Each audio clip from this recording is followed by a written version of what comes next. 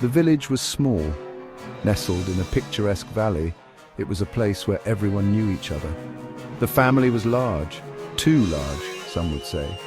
With children running around, laughter and chaos filled their modest home. Another baby was coming, adding to the already bustling household. The mother, Maria, was radiant despite the challenges, her hands always busy, her heart always full. The father, Thomas, was beside himself. He sat at the worn wooden table, his head in his hands, the weight of his worries pressing down on him. The lines on his face told a story of sleepless nights and endless toil. He loved his family dearly, but the thought of another mouth to feed was overwhelming. How could he feed another mouth? The table, once a place of joy and family gatherings, now seemed a symbol of his inadequacy. The meager food laid out was barely enough for the children they already had. Each day was a struggle, and the future seemed bleak. Thomas wandered into the forest. The dense trees and the whispering winds seemed to echo his despair. He was desperate, seeking solace in the solitude of the woods.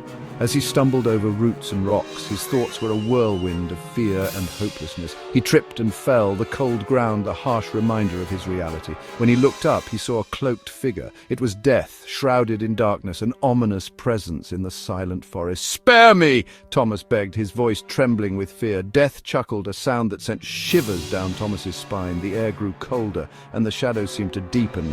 "I'm here for your newborn," Death intoned, his voice as cold as the grave. Thomas's heart sank. The thought of losing his unborn child was unbearable. He looked at the cloaked figure, his mind racing for a solution, a way to save his family from this dark fate. Thomas had a desperate idea. "Be the child's godfather," he pleaded, his voice filled with a mix of hope and desperation.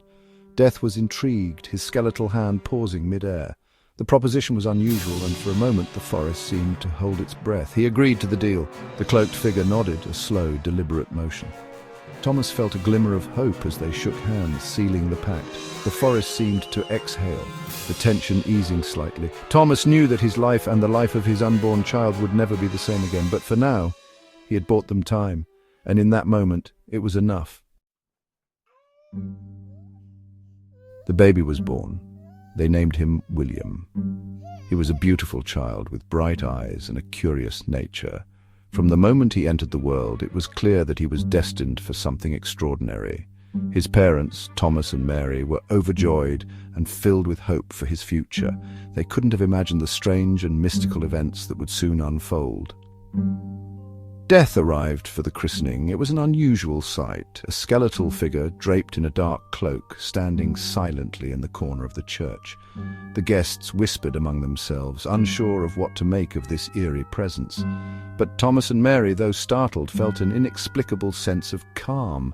They knew, deep down, that this figure was not there to harm their child.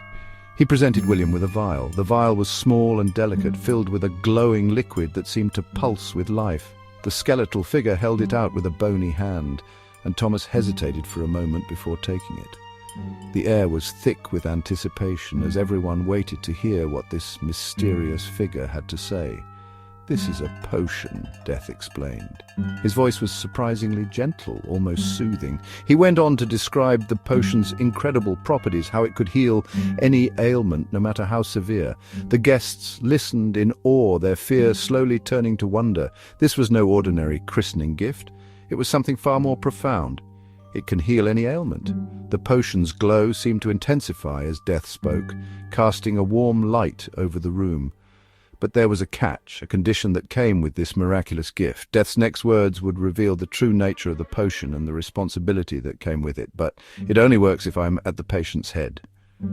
Thomas was overjoyed. William was special. He would never die, or so he thought.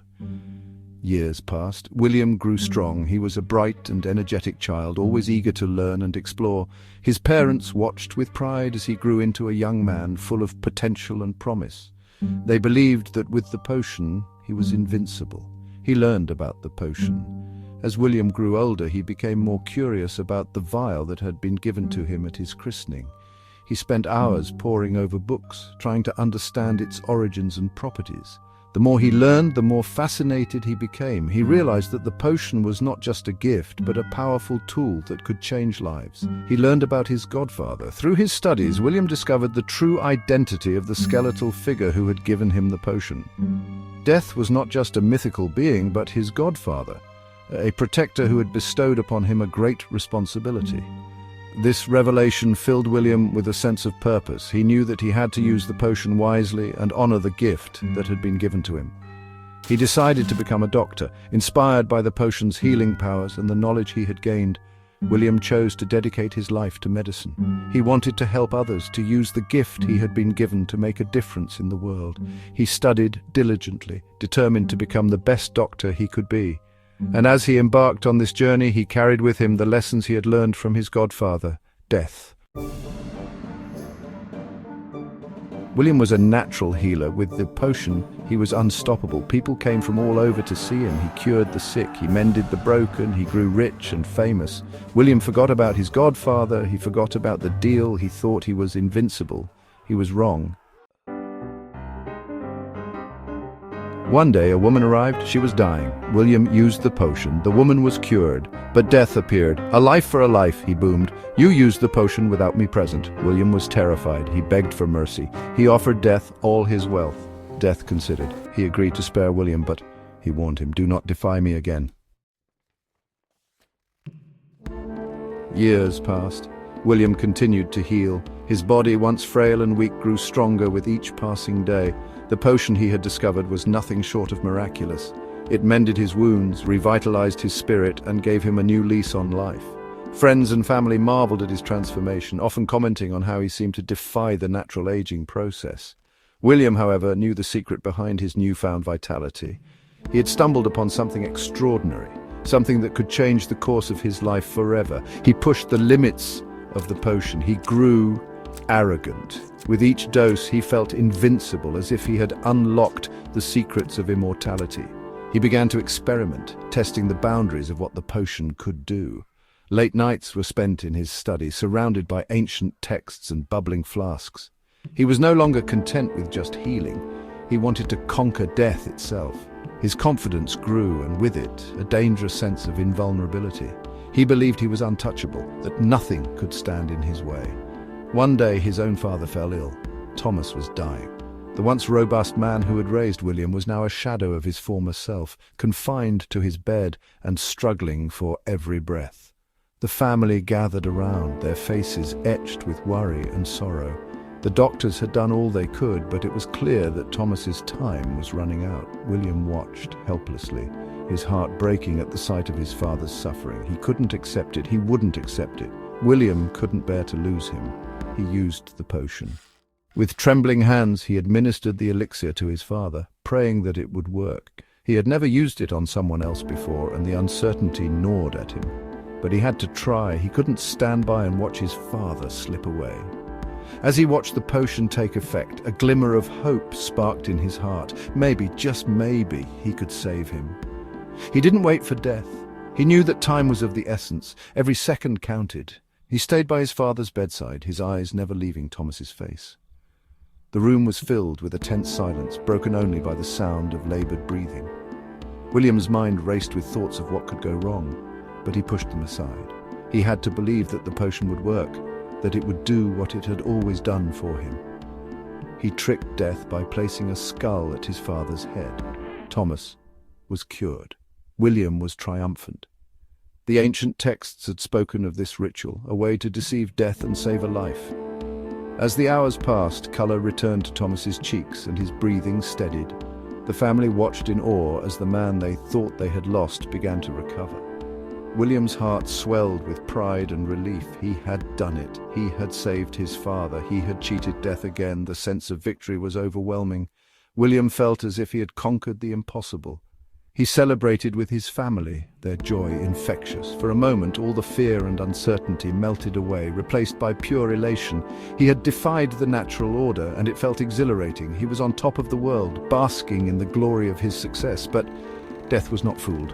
In the shadows, a dark figure watched, its presence a chilling reminder that some forces cannot be cheated. William's triumph was short-lived, for he had only delayed the inevitable. Death, patient and unyielding, would come for what was owed. The celebration faded, and a sense of foreboding settled over William. He had won the battle, but the war was far from over. Section 6. Death's patience wears thin. Death appeared before William. He was furious. "You have defied me twice," he roared. "You were a fool to think you could outsmart me," Death said. "Your time is up." William pleaded for another chance. He offered Death anything, but Death was unmoved. "You have tampered with the natural order," Death said. "Now you must face the consequences." Section 7. The final appointment. William knew his time was up. He couldn't escape death. He had made a deal. He had broken it. He went to his study. He sat at his desk. He waited for death. Death arrived. He looked at William. He raised his hand. Section 8. No escape. William closed his eyes. He accepted his fate. He had lived a long life. He had achieved great things. But it wasn't enough. He had been greedy. He had been arrogant. He had cheated death. And now death had come for him. Section 9. The inevitability of fate. Death's touch was cold. William felt his life draining away. He had made a deal with death, and in the end, death had won. The potion had given William power, but it had also blinded him. He had forgotten that death comes for us all. No one can cheat death forever. It is the one constant in life.